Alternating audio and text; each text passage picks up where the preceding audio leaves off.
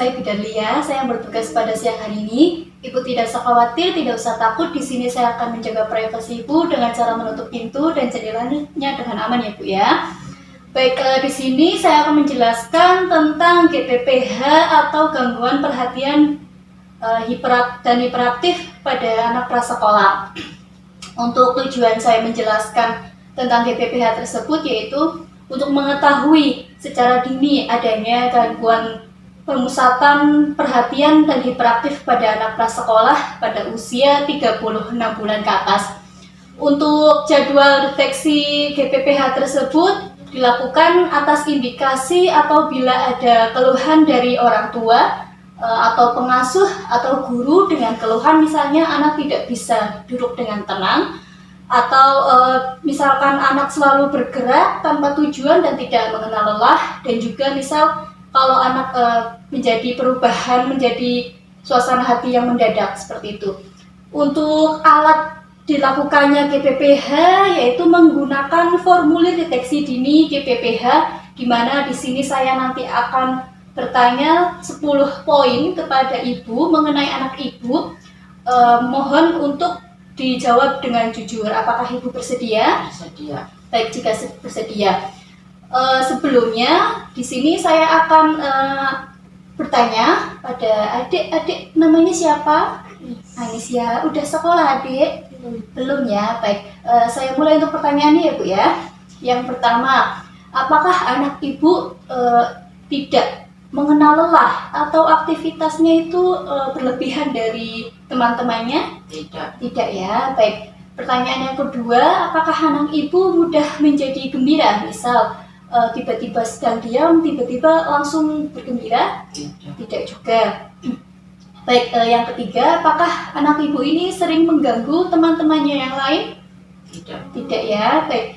Pertanyaan yang keempat, misalkan anak ibu memulai sesuatu tapi tidak sampai menyelesaikannya seperti itu, atau gagal menyelesaikan kegiatan yang telah dimulai.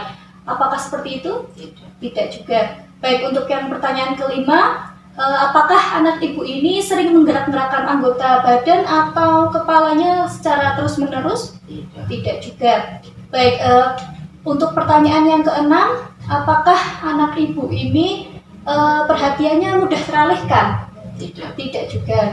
Baik, pertanyaan yang ketujuh, misalkan anak ibu meminta sesuatu tapi tidak dipenuhi, apakah anak ibu itu langsung merasa jengkel, ngamuk, atau misalkan menangis atau bagaimana? Tidak juga.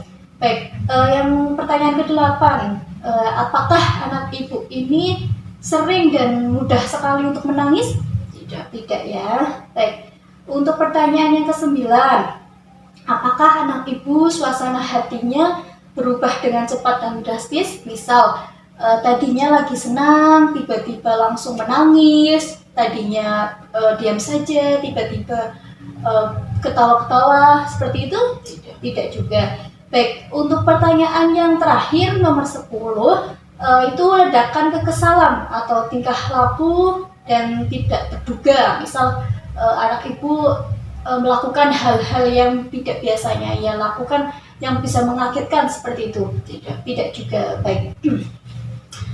Baik Ibu, dari 10 poin yang sudah saya tanyakan dan dijawab oleh Ibu, di sini untuk nilainya anak Ibu masih dikatakan normal atau tidak terjadi adanya GPPH atau gangguan pemusatan perhatian dan hiperaktif pada anak Ibu ya Bu ya. Baik, apakah Ibu sejauh ini paham? Paham. Apakah ada pertanyaan? Oh ya, tidak ada ya Bu ya.